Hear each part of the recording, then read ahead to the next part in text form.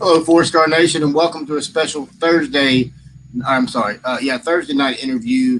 Tonight we have a very special guest. You've seen him on SEC Network. You've seen him on ESPN as well. Mr. Cole Cubelic joins the show. Cole, thank you very much for joining us tonight. Hey, man, I appreciate you guys having me. Good to be with you. Cole, first question will be for me. When you look at the state of college football today, obviously you played at Auburn back in the day, and the game has evolved quite probably a good bit since then.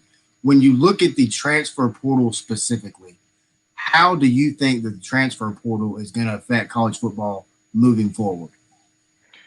I think roster management becomes one of the most important aspects for any head coach and his staff, and that means probably re-recruiting your roster on a daily basis.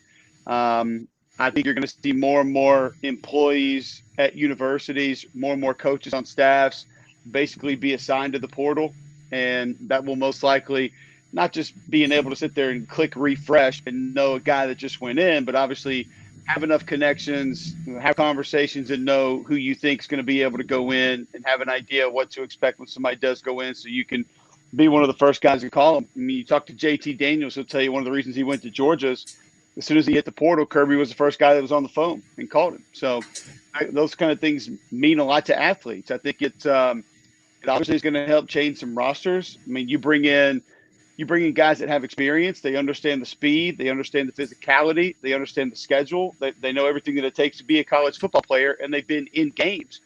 That's obviously something that's going to be important. Really, I think managing people with the portal, with what name, image, likeness is going to bring, and with what college football just already is, guys being able to leave early to go to the draft, guys can enter early as recruits, be it December. We just saw a Texas recruit today said he ain't going to high school his senior year. I mean, so how you manage that? I mean, you're going to bring him in a year early? Are you going to make him wait? It's just managing people is becoming critical for college football coaches. And, the portal giveth, but the portal taketh away at the same time. So you can go get a guy and it helps you and it makes you better and you can upgrade your talent and your experience. It helps your depth chart, but you can lose a couple guys in a hurry. I mean, I felt like Nebraska lost 3 receivers in 1 week earlier this offseason. So, I mean, all of a sudden your depth chart has taken a massive blow. So I think it changes a lot, really and truly. The possibilities can be great. They can be bad. They can be detrimental. But it's going to force you to have to be an ace at managing people and your roster. Because if you can't do that, then you're going to find yourself in some sort of a predicament at some point in the season because you don't have a guy to fill in or you don't have enough talent at a certain spot to be able to go out and win football games. Great point. Christian, go ahead. Yeah, Cole. We see four. We're going to see four new coaches in the SEC this coming season: Vandy, South Carolina, Auburn, and Tennessee. Technically, Arkansas, Sam Pittman, they restructured his contract to where this is his first year technically. But out of those five schools, which coach do you think will succeed the most in the SEC this year? Well, I think if you're just talking success, and I mean, I've had this discussion a few times. I think a lot of it really is based on context. If you're talking just success as far as wins, then I would say Brian Harsin because he has the best roster. And I don't think he has a roster that Auburn has had in recent memory or a roster on par with Alabama, A&M, Georgia, or LSU. But of those schools, I do think he has the most talent. I mean, you got a guy in Tank Bigsby that you'll be able to ride. I think they're going to have a pretty good defensive line. You've got a really good group of linebackers. The secondary now has a lot of talent with what they've added through the portal and what they have returning.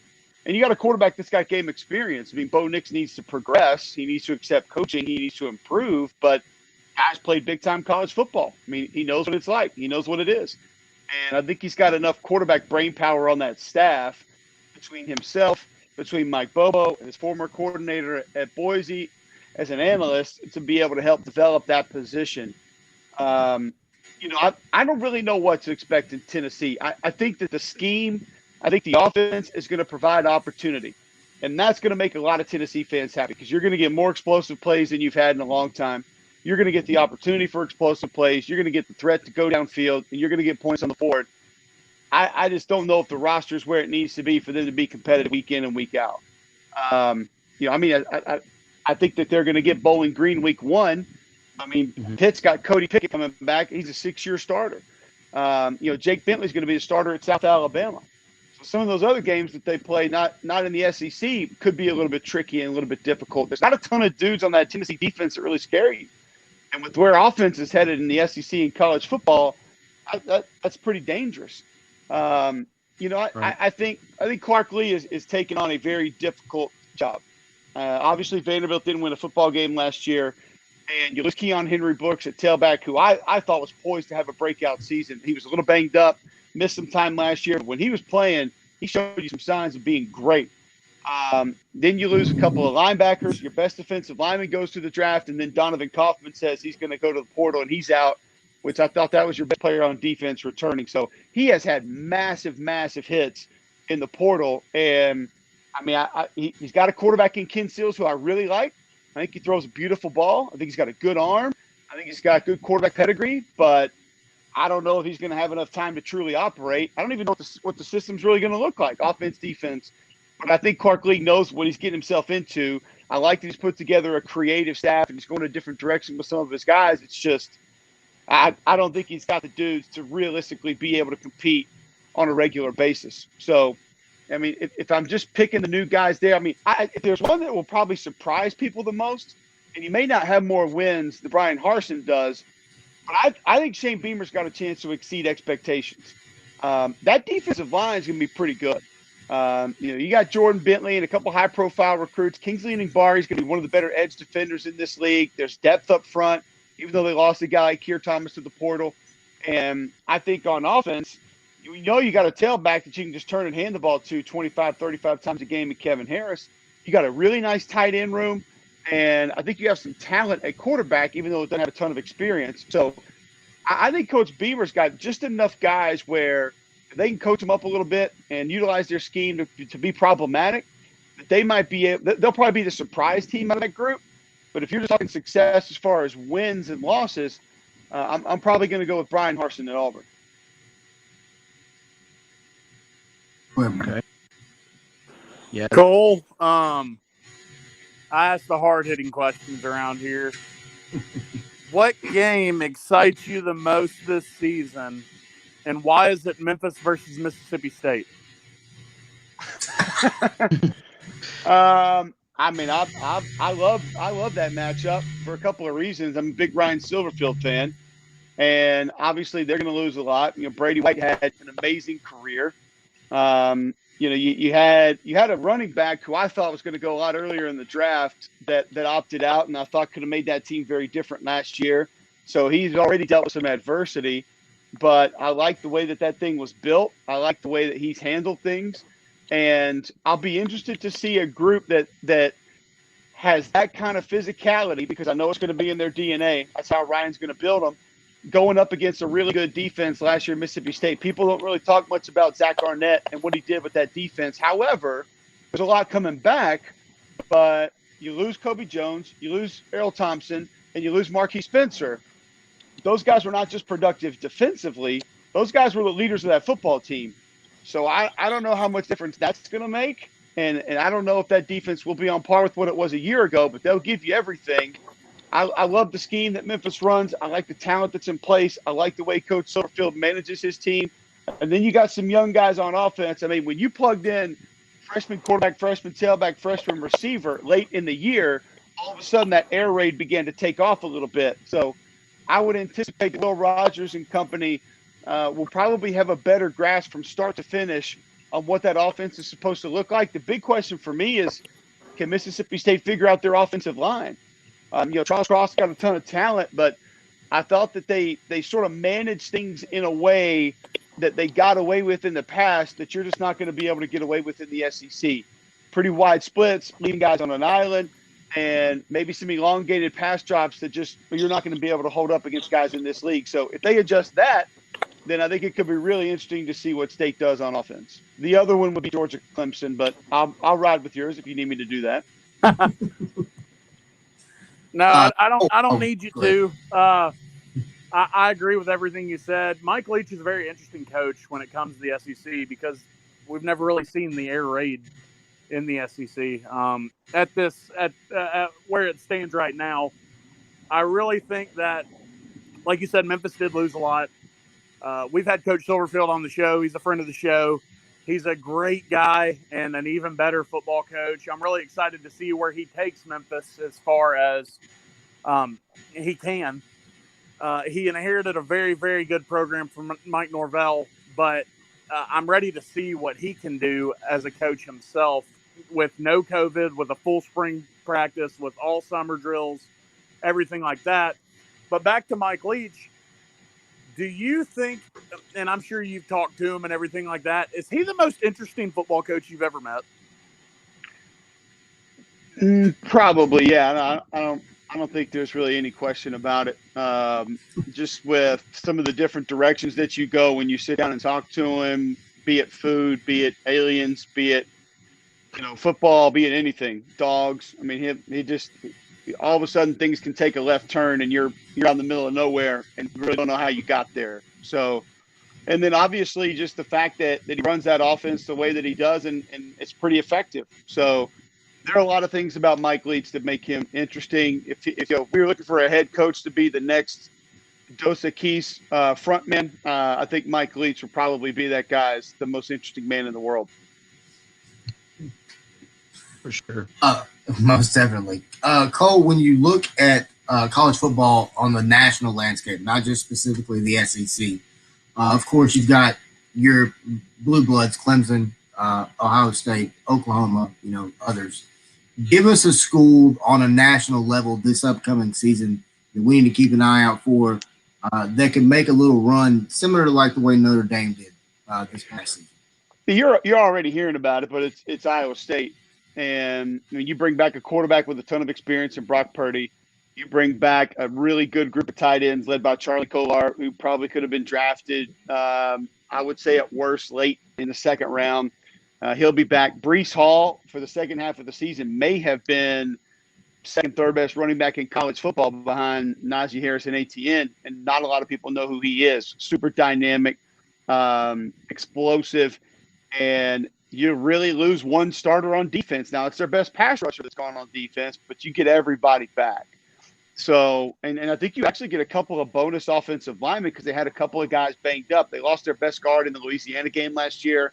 You'll get him back. So you have actually multiple starters that could actually fill in at some point if you needed them to. And you just got a heck of a coach in Matt Campbell. The Big 12's a little bit down right now. We kind of thought Baylor was on the uptick with Matt Rule. That thing hadn't really shaken out. I like Dave Aranda a lot, but it didn't look great last year. And now Charlie Brewer transfers out, and he's going to be at Utah. So that thing doesn't look like where it was. The offensive production gone in Stillwater is going to be massive. I believe in Chris Klieman, but I think it's going to take him a little bit to get Kansas State going the right way. Kansas is a complete mess. I do think Lance Leopold was a really nice hire, but it doesn't mean that the roster and the state of the program is not in a complete wasteland right now, which I believe that it is. So I think that there are a lot of wins there for the taking in that conference. Texas, people say Texas is back and Texas will challenge Oklahoma. I love Coach Sark and Kyle Flood and that staff and Taylor Searles and the guy that they brought in, but I don't think that they're ready to make that run right now. I think it's Oklahoma and Iowa State, and Iowa State's got the confidence. I mean, they've knocked off Oklahoma a couple times the last few years, so it's not that they don't think they can do it. They got guys on that team that have done it, and all it's going to take is a split for them to be in the conversation. And they've got a non-conference game early on that'll help out that resume a little bit. So Iowa State's the team, but people are already talking about it. I mean, that's their team that a lot of folks are saying, hey, they could be in the top five. I'd probably have them in my top five going into the season, to be honest with you. So I think if there was one out there, that would probably be the one that I would take. Cole, speaking of Iowa State, I saw a thing today that Matt Campbell turned down with a $68 million contract from the Lions, supposedly. But let me ask you this. What is it about Ames, Iowa, that has Matt Campbell just so enthralled to be there? I think Matt Campbell knows he can be selective for wherever he wants to go next. And I don't know if it's just Ames. I do think he's comfortable. I do think he likes it. I think Matt Campbell has an understanding that if I just keep jumping jobs, then I'm not really truly ever going to get to where I want to go. He's a commitment guy, and he's made a commitment to that university and those players. I think he wants to try to finish it out. It's not like he's not making good money now, and I'm not saying that that's not better money. I think a jump to the NFL would have to be exactly what he wanted, exactly where he wanted, because I don't think he looks at himself as a guy that just has to get to the NFL. He loves coaching college kids. He likes developing kids. I had a chance to call their game against Louisiana last year. I had a chance to be around him. I was thoroughly impressed. I just think he knows he's kind of got things going right now. And I think he's kind of I think by nature he's a little bit of an underdog. And so he likes the fact that people continuously doubt him. He likes the kind of players that he gets and has to develop them and work them into being better than maybe what a lot of people thought they could be. And it's just a fit. It fits him right now. It doesn't mean it's going to fit him forever, but it fits him right now. And he's not a guy that's just going to go grab cash and just run for the bank account. That's not Matt Campbell. Go ahead, Christian. Speaking of Texas that you mentioned earlier, you know, Arkansas plays them week 2 this year. I'm a Arkansas guy. Sam Pittman broke the SEC losing streak for Arkansas last year, winning 3 games, and showed some signs of, real improvement. What kind of year 2 do you think Arkansas is poised to have, and how big is that week 2 game against the former Southwest Conference rival? It's a big game I think it's a big game for both schools. No, absolutely. Because if Texas drops that game, they're not getting back in the conversation, I don't think. Because even if Arkansas has a good year, we're not talking about a 9 or 10 win team. They don't have the horses to be able to do that yet. Not playing in the West. But if Arkansas wins that game, now all of a sudden our perception of Sam Pittman and that program are going to take gigantic leaps. Sam's incredible. I love him. He's an amazing guy. He's an amazing coach. I was so glad he got the opportunity. And he exceeded everybody's expectations last year because that easily could have been 5 wins. And I think when you're going through a rebuild, you do credit a guy with being competitive, especially when your predecessor was not very competitive very often. And that's not just saying wins and losses. That's being in games. And so, to be where they were with Auburn, to be where they were with a couple of other teams, I think you have to look at that and build that into what was part of them being successful last year. I think they'll miss Felipe Franks. Obviously, I think they're going to miss Richardson at nose guard. I thought he was one of the most underrated defensive linemen in college football last year, definitely in the SEC. He made a lot go. But the good news is you have arguably the brightest offensive mind in college football coming back, and Kendall Browse calling the plays. And you got Barry Odom and Michael Shearer and those guys on defense who came up with fantastic plans week after week after week to give a team that didn't really have the numbers and was maybe down a little bit of talent the opportunity to stay in games. So they will be one of the best coached teams in the SEC. I have zero doubt about that. That staff is phenomenal. Sam lets his guys coach. He knows how to put them in position to be successful. They just need a couple more recruiting cycles, and they need the portal to be nice to them. And you're seeing a little bit of that so far. I love Treylon Burks. I think I'm not taking anybody ahead of him as far as receivers in college football going into this year. I know there's a few guys that may be drafted ahead of him that other people like, but I don't know if those dudes are out there killing hogs with their bare hands in the woods. So, I'm taking Treylon Burks on my team first. So they got a couple dudes. I hated to see them lose Mike. I thought that really could have helped out to have sort of that 1-2 punch on opposite sides. But I think they'll be fine at tailback. I think the offensive line will be a little bit better. They're going to be solid at linebacker and in the secondary. They got to get some O linemen, D linemen.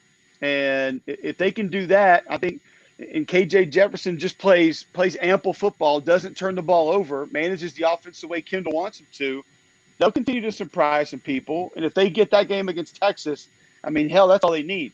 I think Arkansas fans are pretty damn happy if you get that one. That's about good enough.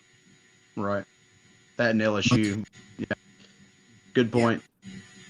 4-Star Sports Show. We are joined by Cole Cubelic from ESPN and SEC Network tonight. We are presented by BA Masks for the future in face mask between baseball, football, lacrosse. Visit bamask.com for more high quality, high precision, high, just beautiful mask. They're using in the pros. The NFL is using it right now. Great mask, bamask.com. Go ahead, Brandon. Cole, you had an interesting take on Twitter the other day. You said that spring football should, or FCS football should be played in the spring. You got a little backlash from it from the Barstool Sports guys tonight. I saw that. I'm a big Stooley, so I follow that. But initially, I did not want spring football. As far as FCS teams, I figured they belonged in the fall. But when you said that the FBS teams could bring in a pay game for their spring game as a kind of an exhibition, I saw that on Twitter. It kind of got me thinking. I was like, I agree with that 200%. I'd rather watch, like as I said earlier, I'm a Memphis fan. I'd rather watch Memphis play UT Martin than play each other in the spring game. I think there's more value out of that. I think fans would enjoy it more. Because, I mean, you got to think about it. I know we're in the middle, somewhat in the middle of the pandemic now. We're on the tail end of it. Not many people show up to spring games. Now, I was very impressed with the crowd at the University of Memphis spring game. For what it's worth, there might have been 7,000 people there. It was really cool. But if you bring a real team in here, like I said, like a UT Martin or a Austin Peay, or hell, Sam Houston State, who just won the national championship, that's going to draw fans, and it's a real football game at that point. So that argument right there you put out on Twitter completely changed my mind on the fact of it. Well, and the other side that I would probably pitch first would be that the FCS teams could have their spring practice, as we know it now, in the fall, in August, and then their spring game could actually open seasons for FBS teams. So you would still play Florida State, Memphis, Auburn, Texas, Oklahoma, Florida, and get 750, 850, 1.2 million, whatever it was. And it's an actual game for those FBS teams in the fall. And then you play your one game, and then you're done until you come back and play in the spring. Honestly, the thing that scares me the most, and I didn't really, Brandon and Casey and those guys handled it extremely well. That didn't bother me at all. I thought it was, a fair conversation on their end. They gave their opinion. I gave mine. I had no issue with that. A lot of the North Dakota State fans don't like it. And, they've been pretty vocal about how I don't know anything about football and how I'm just flat out dumb and it's a terrible take. And I've actually talked to a lot of people about it. I put a lot of thought into it. I talked to administrators, players and coaches at multiple schools. Not all of them are for it. Some of them are 100% against it. But football belongs in the fall is a prehistoric mindset. That is a dinosaur thought process. We know what happened to the dinosaurs. My opinion is that the FBS, that train is leaving the station. And if you look at Stanford's schedule this year, not only do they not play an FCS team, they don't play a group of 5 team this year. They play all Power 5 opponents. You look at what Georgia's going to do in 27, 28, 29, 30. I think they got Oklahoma and Ohio State the same year, or Florida State, Oklahoma the same year. They got Ohio State. They got Clemson. They got Oklahoma. They got Florida State. That's on top of playing Georgia Tech as a non-conference game. When this playoff expands, nobody's going to want FCS games anymore because you're going to be able to lose 2 or 3 games and still be in the conversation to potentially get into the playoffs. So my question would be, what are you going to do when those games do go away? When that train continues to pull away, or just the Power 5 says, you know what, we're done, man.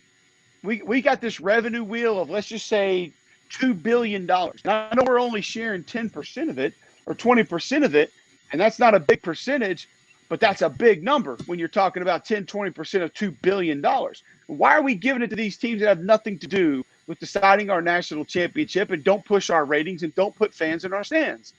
I think at some point in time, you're going to get pretty close to that. Maybe not completely, but you're going to get closer to that than you are adding more FCS opponents to Power 5 teams. So why are you waiting around to continue to collect those checks when you could get out in front of this, be a forward thinker, and try to generate some of your own money? I believe that attendance, now, not for North Dakota State, because North Dakota State's attendance isn't going up at any point in the year because they sell out every game. So that's not a real part of this conversation. But I think Jacksonville State and Samford and Nicholls State and Northeastern State and Sam Houston State and Kennesaw State and Mercer and Wofford, I think if they played in the spring, all of a sudden Clemson and South Carolina fans and Auburn and Alabama fans and LSU fans, they might actually go to those games because they ain't going to do it when those other teams are playing. I mean, nobody's going to a Lamar game when A&M's playing. There's not. I mean, and I've talked to administrators that have said that they know good and well they have students that are making that decision. Are we going to Tuscaloosa? Are we going to Auburn? Or are we going to Jacksonville? Or are we going to Birmingham to Samford? Or are we going to Alabama A&M to watch the game? I mean, you guys know what that is, and you guys know how that works.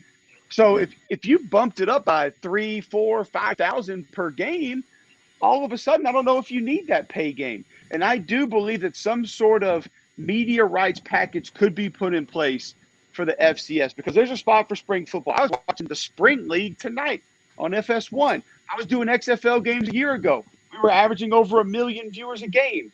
There's an appetite for it. You can't just go back and look at one set of ratings from a COVID year when things were shifted as quickly as they were and people's viewing habits have not changed. They will change over time.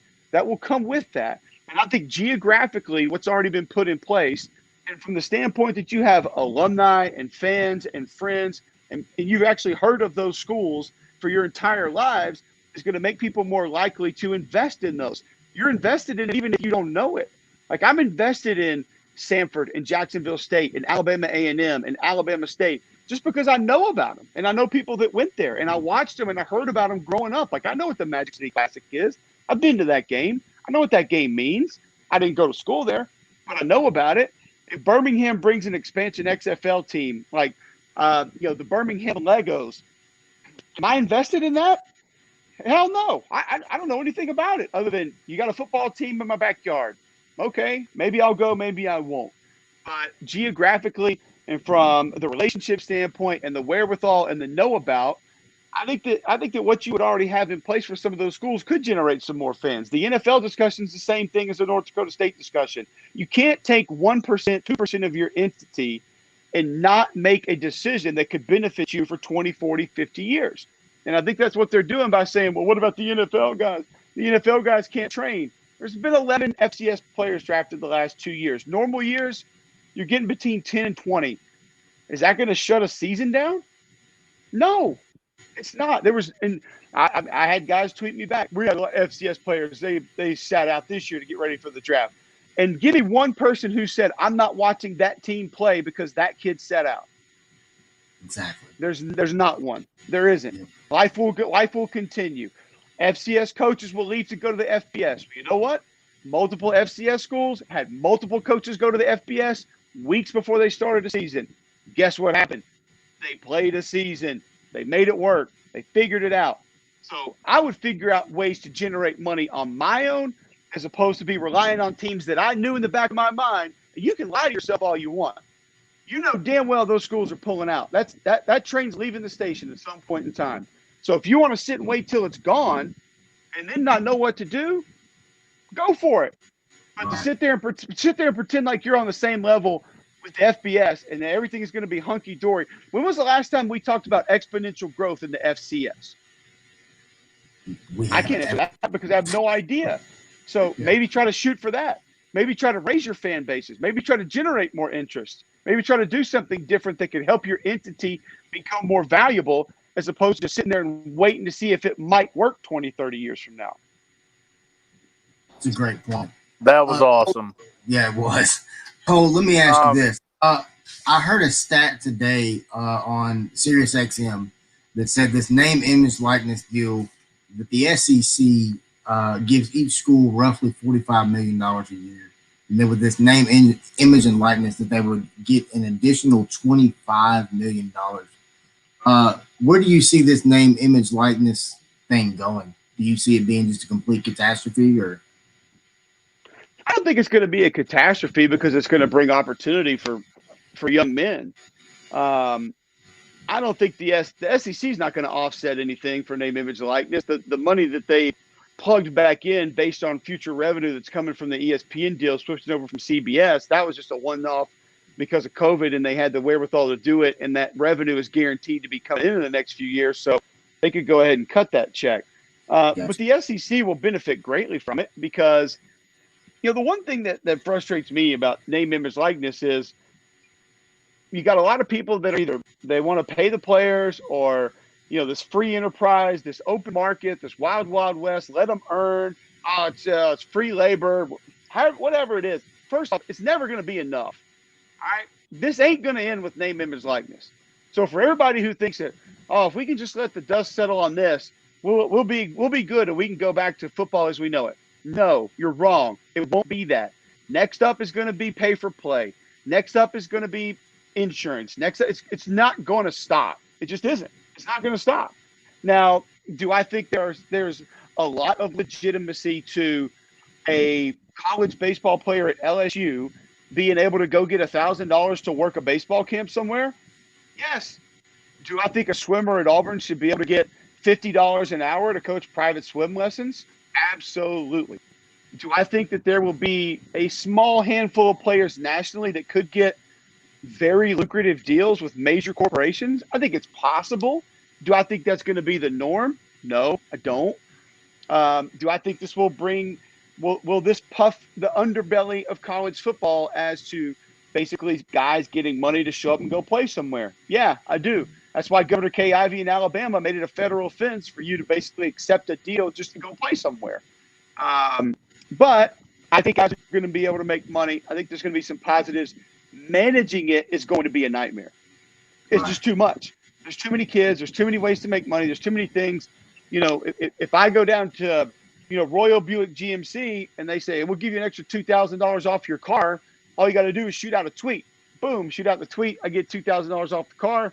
Am I reporting that? Am I telling people about that? Am I being taxed on that? That part of it's going to be a mess and going to be a nightmare. But is it going to ruin college football? No. Is it going to be more headaches to deal with? Yes.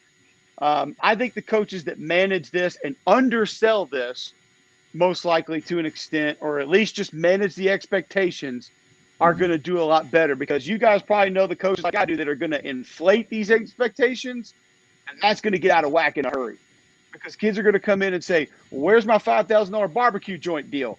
And where's my $10,000 pizza joint deal? You told me I had that. Portal, gone. And then there's going to be guys that get it and still go to the portal, and the company's going to be like, wait a second.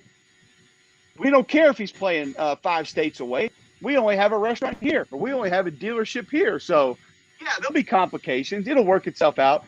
Smart people with money are not going to go to these kids and just say, start Kenny Powers and cash off to these kids saying, take it. We're just glad to have you. They're going to wait and see sort of how the thing works out. But, I also think when you talk about the SEC, the thing that people forget to bring up is those brands are very powerful.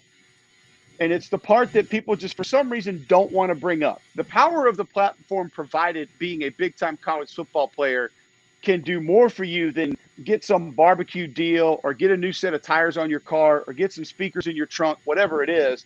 It's going to set you up the rest of your life. I mean, I tell people all the time, every dime that I've made in my professional life is because I played football at Auburn and the SEC, and I graduated from Auburn. I mean, and that wasn't intentional on Auburn's part. It just so happened to be that I was able to network that way and able to turn that into other things. But everybody who's given me an opportunity, there was something about that because I played or went to Auburn that had to do with it. It's just the reality of it. And there are people that will tell you that at Bama and Georgia and Florida and South Carolina and Clemson and Oklahoma and Nebraska. It's like that everywhere. So you have to include the power of those brands when you're talking about some of these things. That AU on the helmet is valuable. Duke on the front of your basketball jersey, that's very valuable. LSU baseball uniform, that's valuable. So there are some of those out there that I just don't think that they like to bring that up and make that correlation that, yeah, they're going to have inherent advantages because they're at those schools, because they're wearing that uniform, and people just want to throw that out. People say, well, Trevor Lawrence lost $13 million. We don't know what he lost. He might have been terrible in the first commercial he did. He might not have wanted to cut commercials. And by the way, if it didn't have anything to do with him being at Clemson, if Trevor Lawrence was at Wofford, is he getting $13 million in deals? No, he's not. So there's power with those brands, and the SEC has the most powerful brands. So obviously more kids are going to be able to make more money. Go ahead, Brian. I Cole, got a question. Sorry, Christian, go ahead, man. Sure. All right. Obviously, Cole, you played in the SEC at Auburn, and you know the importance of having fans in the stadium. How excited are you to see fans in the stadium this year? I know I'm very excited, and just have college football, just have it back again.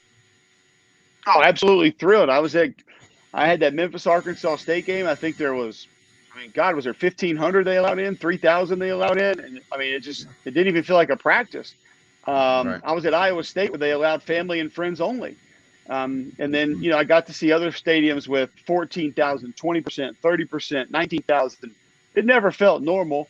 Now, some schools did a good job of spacing people out to where the stadium actually felt somewhat full, but the noise, the energy, the passion just wasn't the same. And the weirdest part about it, I tell people, they ask me what was different last year, because I've traveled 19 out of 20 weeks last year. And I was in a lot of different stadiums. And the biggest difference was the ride to the stadium. And, going down College Street in Auburn and not seeing any tents and no RVs on the way into the stadium. Nobody walking down the sidewalks, nobody tailgating on your way in, going into Baton Rouge and not seeing many people in that parking lot, not smelling all the foods and seeing the people with their face painted. I stayed at the hotel on campus right there in Tuscaloosa for the Kentucky game. I walked 2 hours before kickoff. I walked 2 blocks to the stadium. I did not pass a human being out on the street. Not one. Zero until I got outside the stadium. That was the weirdest part about going to games. Man, I did a game in Lexington, and I pull up and literally park in the front row of the parking lot next to the stadium, and there's no one out there. I don't see anyone walking around. All I saw were the people managing the gates. So that was the part that was the most disappointing to me, because I know what that usually looks like. I know what that scene normally is, and we didn't get any of that this year. So, yeah, having fans back in the stands is going to be cool, but it's the entire atmosphere around the stadium that I'm excited to get back as well. I'm going to give you guys a fair warning. My battery is on like that much red right now, so just FYI, you're good, man. We're actually getting ready to wrap it up, man. No, you're good. We're actually wrapping it up now. Thank you to everybody watching 4-Star Sports Show, Twitch, Facebook, YouTube, everything. Cole Cubelic, you have done an amazing job tonight with us. Thank you very much for coming on with us, sir. We hope to have you back on again. Anytime, guys. I appreciate you having me.